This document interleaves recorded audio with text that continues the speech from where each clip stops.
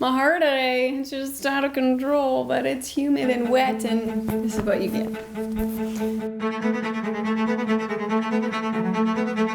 Hi, welcome back. The last time we talked about how I didn't have any footage from Stockholm. I was mostly focused on just managing stress, letting the kids just exist. I was just gonna exist. We had a kid-focused day, all the things. In Copenhagen, we definitely explored. We definitely hit those bucket list items, but it wasn't as stressful. So we took a train from Stockholm to Copenhagen, and from there we walked from the train station to our hostel. It wasn't that far. It was like a 7-minute walk. There are buses that go straight to where we were staying, but it was kind of unclear how to pay for these or if it was free, and the kids just wanted to check in. You know what I mean? So we didn't worry about that. We just walked. We walk a lot in Europe, and the kids really got used to it really quick. Even the baby. She still doesn't like it. When we talk about going next year, and we're like, we're not bringing a stroller, she's like, what? She's very much the baby of the family. Very much the baby of the family. And I love her for that. We did stay in a hostel. It was called Next House. And it was, you know, hostels are not really geared towards children. They're not geared towards family. But I do feel like you can make it work and it doesn't feel like you're making it work. Does that make sense? So for Copenhagen at Next House, you walk in and you walk right into their open seating, dining kind of area where you can just have a coffee or a sandwich. They have cookies for sale and things like that at the front desk. And you go to the front desk where you check in and you can get different packages. So you can get access to the kitchen, which we didn't the first time. I regret it. I learned. You can get a package with all of the access, which you get like multiple bands. I don't know why they do the bands, to be honest, because you have to just have access on your key card for any of it to work. So I don't know why you would have the bands. For fun, maybe? The kids liked it. We did have a little bit of a hiccup with one of them. One of the kids tightened it too tight, and I didn't have any scissors. I couldn't get it off. She was panicking and couldn't get it off, but it was one of those new kind of armbands where like it will shrink, but it will not retract. I guess it's to prevent sharing. I don't know. Obviously, they don't work with children a lot, so that was fun. So when we get the packages, there's the kitchen package, the ball court package, the fitness area package, kitchen. There's one more because there were 5 total bands. I'm guessing maybe the 5th band was like all of it. So let's talk about staying in a hostel with kids. So at Next House, the rooms have about 6 bunks to a room. And when we travel as a family, we're usually a family of 6, right? Usually 6 bunk beds are worth it and perfect for us. And sometimes you run into hostels where it's 5 bunk beds. For us, in Copenhagen, we were just a family of 5. Me, 4 kids, family of 5. And so there's an extra bunk. When you book as a family, they do not fill that extra bunk. You just book it as a family suite. Most of the time in this situation, the family option comes with a private bathroom.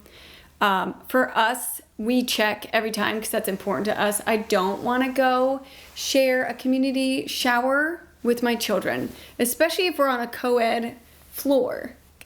Or if it's a co-ed hostel just all together and everybody's mixed. Okay, so I don't want that personally. That doesn't work for us. So if that doesn't work for you, make sure your room has a private bathroom and private shower.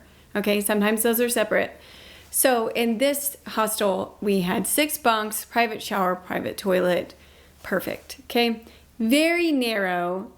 In our hostel in Stockholm, we liked how the storage for yourself was a drawer that slid out from underneath, and you could open it, fill it, close it, lock it. That's perfect for if you're traveling with yourself or just a smaller group and you're mixed. For us, it was great because I could unpack and put everybody's stuff in each drawer. It was kind of nice.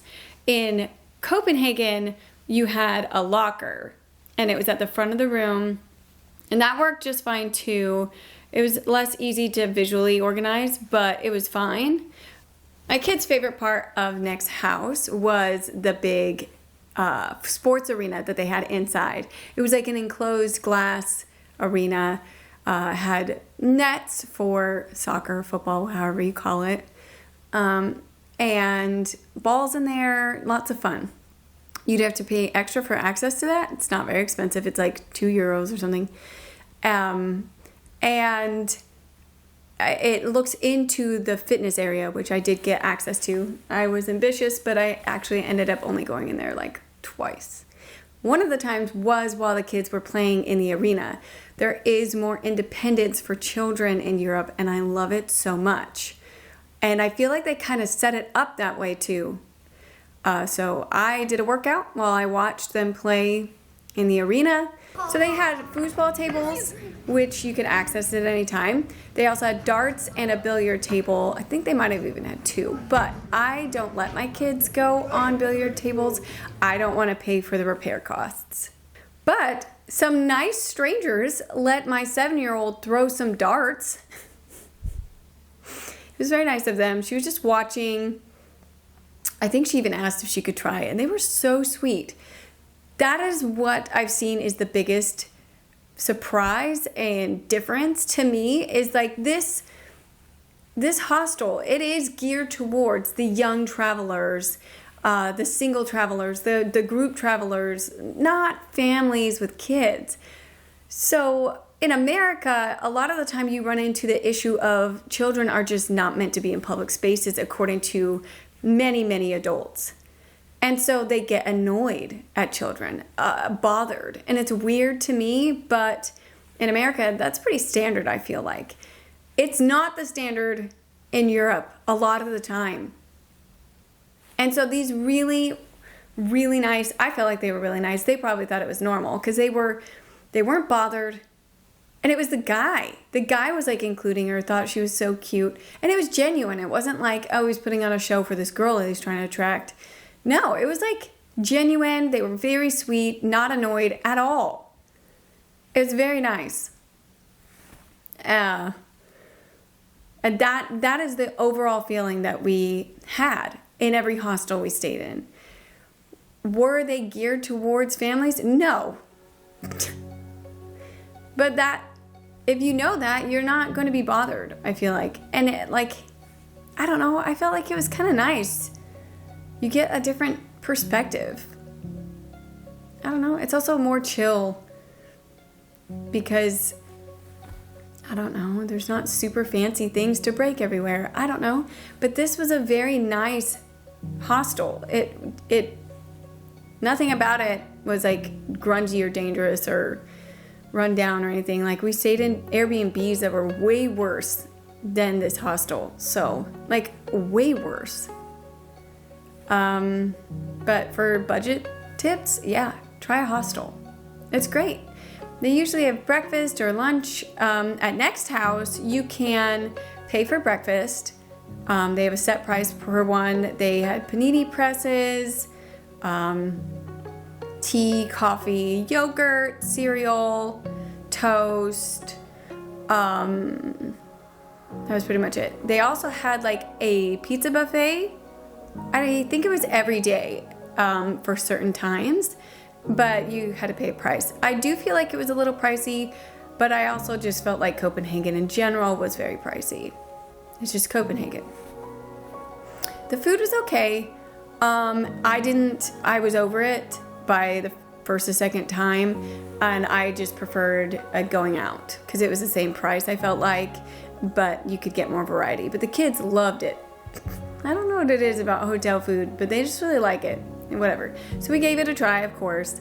And then we had a lot of burgers in Copenhagen. Oh, gasoline grill, that's what it is. Okay, the first time we went there, we walked there and torrential rain out of nowhere. Our pants were so soaked, and it was so cold. But it was really good. I got the vegetable-based one. So good. They like load it with veggies. So good. And my kids got the classic ones. So by the time we got to Copenhagen, we were kind of more in the mode of shopping. And that was fun and not fun all the same time.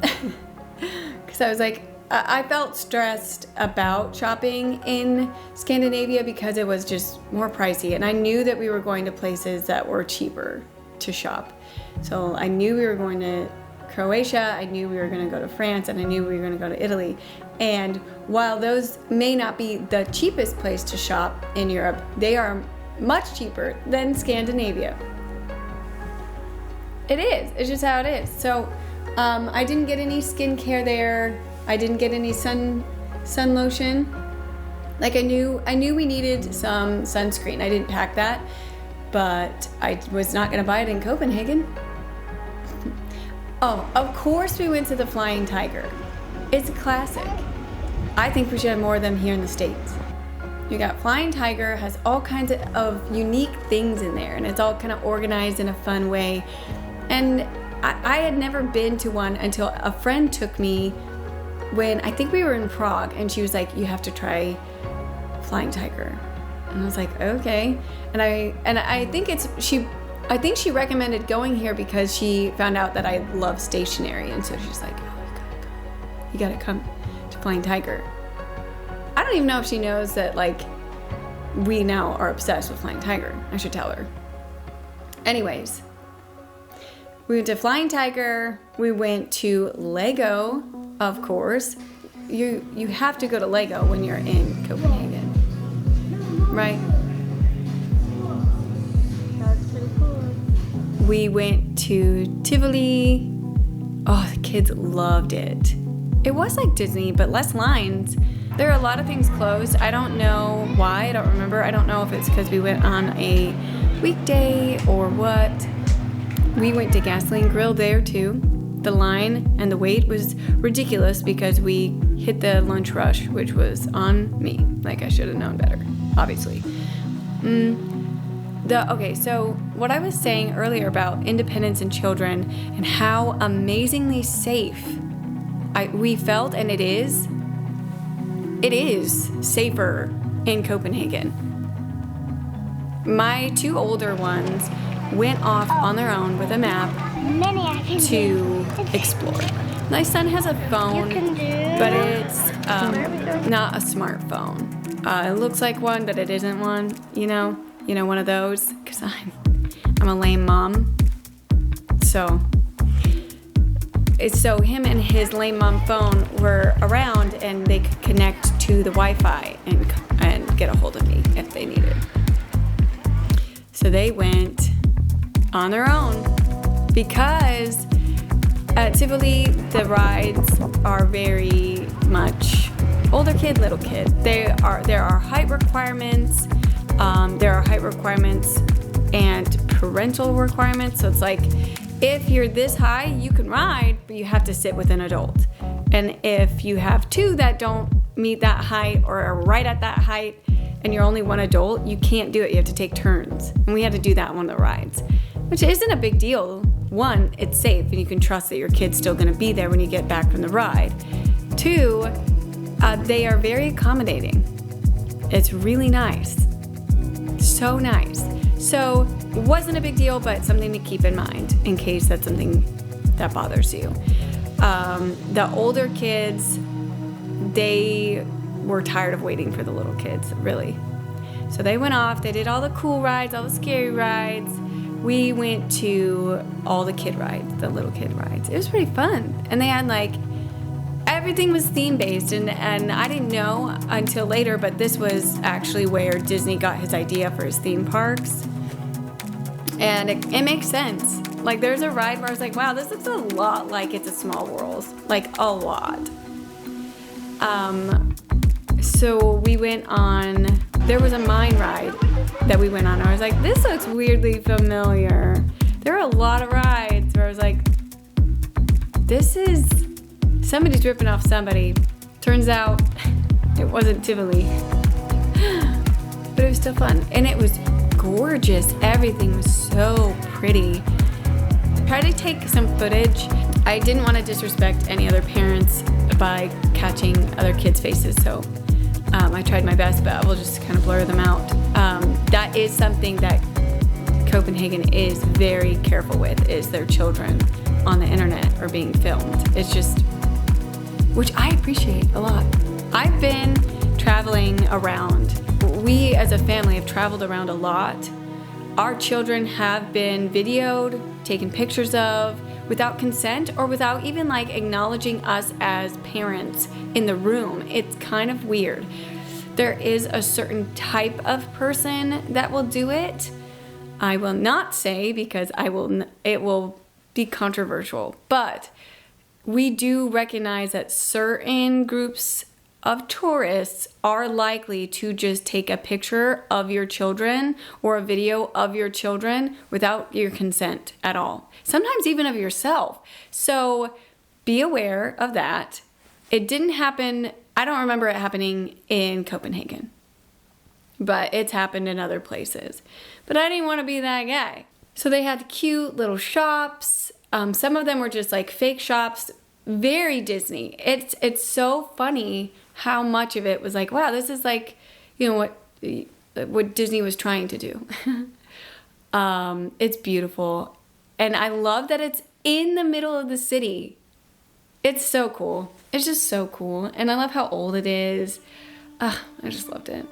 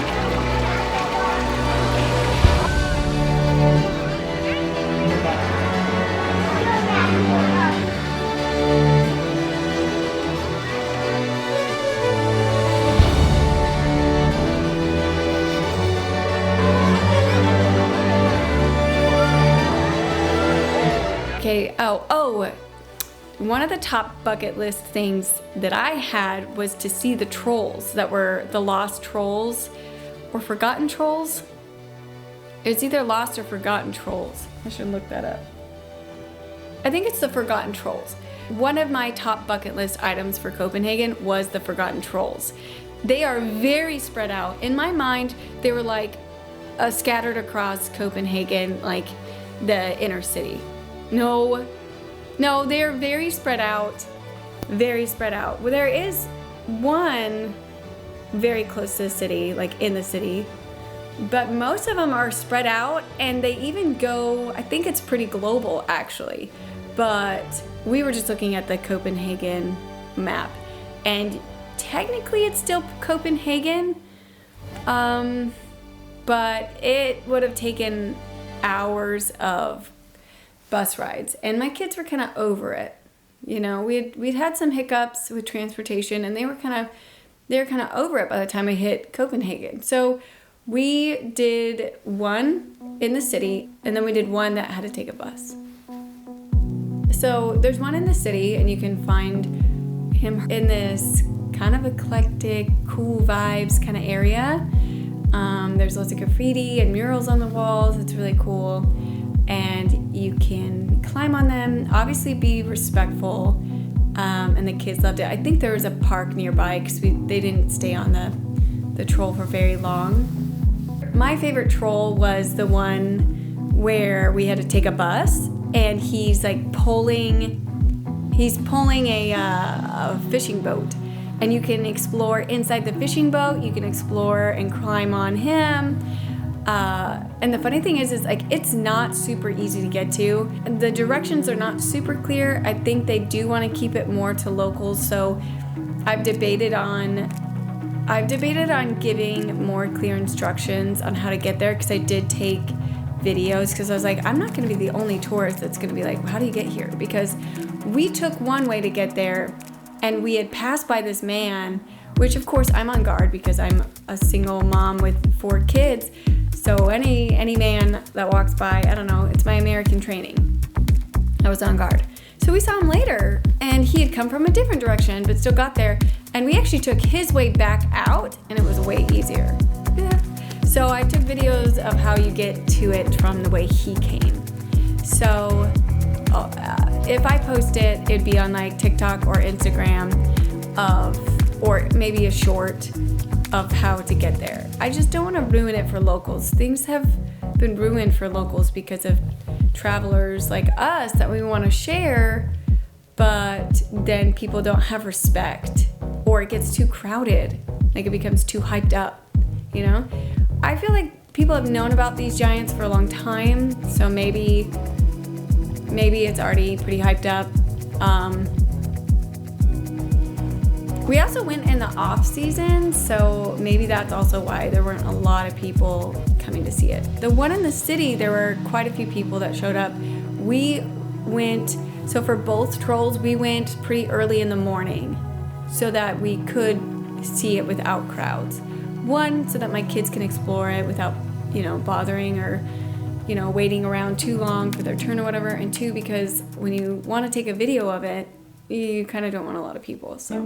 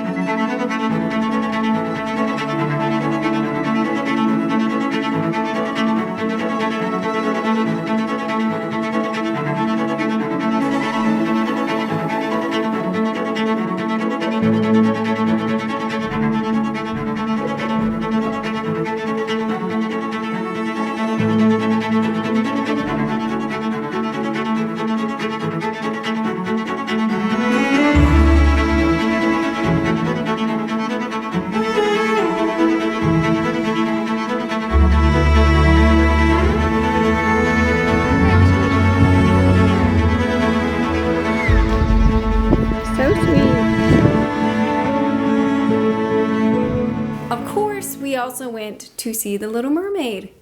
That was a fun adventure. It does take some time, it does take some transportation, it does take some walking, but there's ice cream. There's ice cream at the end. So, win, win, win. We had started a little too late in the day, so there was a lot of people there, but we did get close. They let you get pretty close. It is quite an adventure to get there. It's not super clear. You just basically follow the crowds, and you get there just fine. Oh, and we took a boat tour, which I don't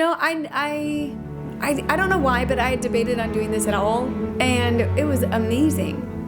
It was really fun to see all of the things of Copenhagen, the iconic museums and the buildings and things like that. Just so much fun. It really was a quick, fun, relaxing way for me to get pictures, videos, history, stories, while my kids could just relax and look around. I think my son even took videos and pictures. My youngest, she just colored the whole time, which I thought was really cute. And then the older ones, they just looked around, some of them just relaxed, and I was able to enjoy myself and look at everything, take videos, pictures, and get some history and stories in there. Our tour guide was really fun. It was great.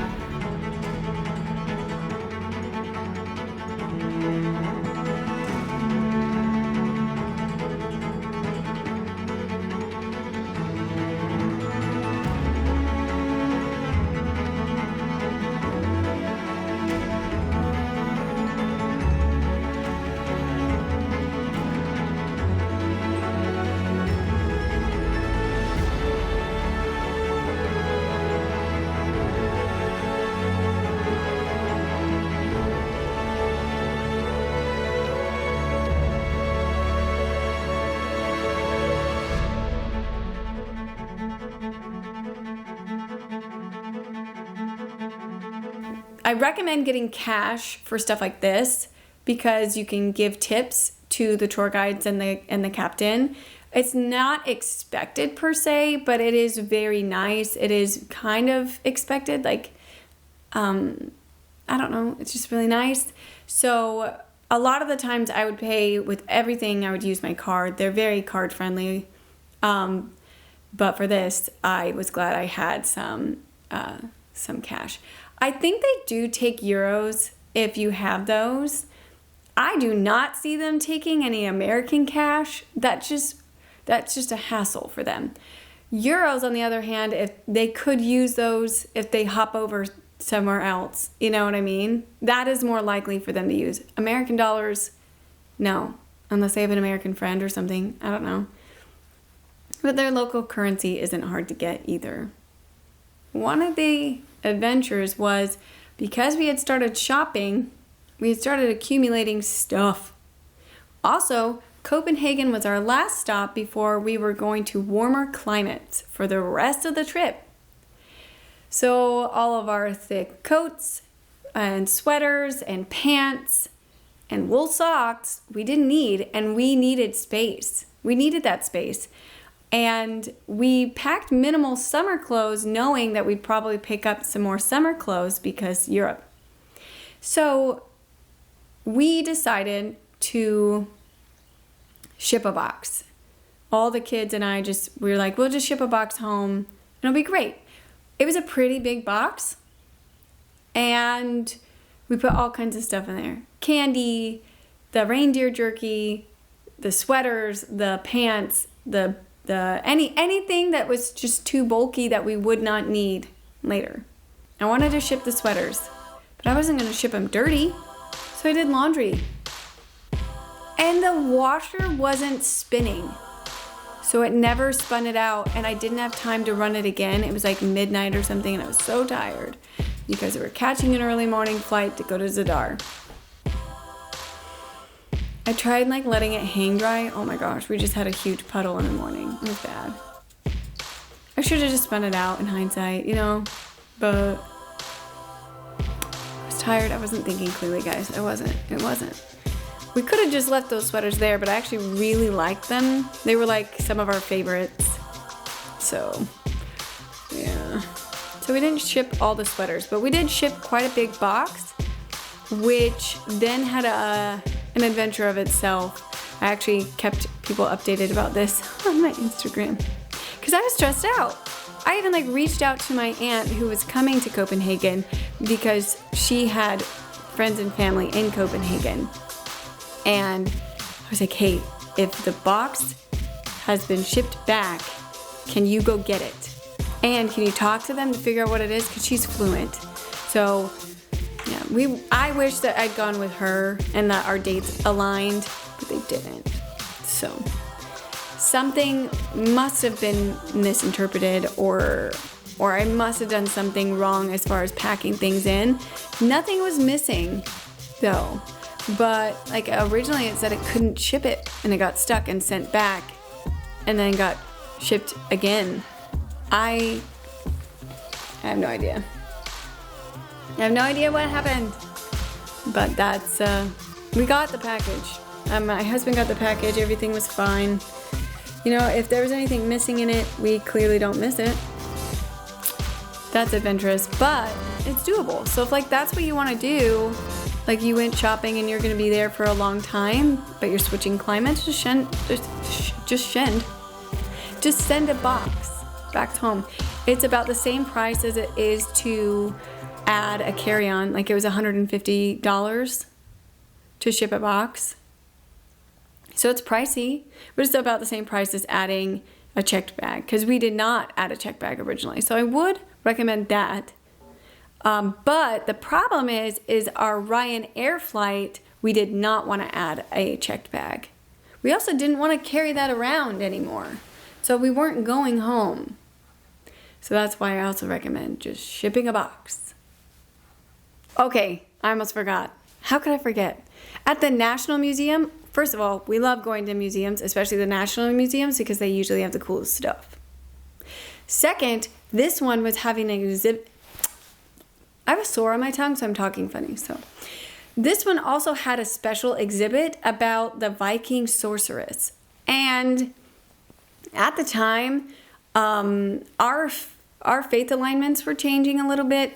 We were just exploring a lot of things, researching a lot of things, trying to figure out where we stood on a lot of things, spiritually speaking. And no, we're not into sorcery or being a sorceress, but there were some unique things that were said about this Viking sorceress that piqued my interest. That I was like, I just want to see how this was viewed, because other cultures have very different myths and legends, and some of them are very patriarchal based, and some of them are very matriarchal based, and some of them are neither, and they're just like various characters, and different styles of medicine and healing and connecting, and I was just trying to eat it all up. So I got very excited about this one. They don't recommend kids under the age of 10. At first I was like, oh, it's probably because it's dark or something. It's kind of creepy, actually. But they did let us take our kids in there. They trusted that you knew it was best for your kids. And when we were in there were times where it could have been really creepy or really scary. I think the older kids really helped the younger kids understand that it was performative, and they would change the momentum to make sure it was fun for everyone, which was really cute. It was really cute to see the older siblings notice the younger siblings and be so mindful and kind to them. Obviously, I, as the parent, was also doing this and making this my focus. I am not interested in traumatizing my children for the sake of a museum, but it was really cute to just see, as my kids get older, they're taking on this, more nurturing side of them, of being aware of other children around them and being so thoughtful. It was just cute. These are the things that you notice when you travel full time as a family. So we're in this sort of creepy Viking sorceress exhibit, and it progresses and it gets less creepy, but then they do have legit skeletal remains in there, which seem to actually creep out my older kids, because I think there's more of an awareness now concerning life and death and things like that. So there was that, which then because at that point you could just walk wherever. It wasn't like you wait and progress. It was you could choose where you wanted to go, and your headphones would connect with wherever you were standing, which was really cool. And we learned a lot. We definitely don't love the way she was a sorceress. It felt very, very manipulative. She was not great. She was not a great sorceress. It came across very sociopathic, that's for sure. The kids I don't know what the kids picked up. I'll have to ask them, but I don't even know if they'll remember, other than it was creepy. But at the time, they thought it was really cool to see so many artifacts. It was cool to see a different perspective and worldview. And they hadn't really learned too much about Vikings, so this was really cool. And they had kind of picked up hints of Vikings when we were in Bergen, but to have a more focused exhibit was really, really cool. So I recommend that. I know that the dates will change. So if you just see a special exhibit, it's always worth it to pay that extra. The funny thing is when we were in, where were we? Right now there's a very famous oriental wave painting going around, and there was a large exhibit at the Met with it. It was also at another museum, and we were actually told not to do it. They're like, don't worry about it. It's not that big of a deal. They were not correct. It was a very big deal. But I do think my kids were not interested in it. I'm trying to remember where we were. Oh, you know what? I know where we were. It was in Nantes. It was in Nantes. And because as soon as we were done, we followed the green line. Oh man, I'm so excited to share about Nantes. It's like one of my favorites. Okay, yeah. So like, if there's an exhibit, take the exhibit. It's always worth it, okay? Okay. So that was Copenhagen. And for Copenhagen, we got there by train and we had walked from the train station to our hotel.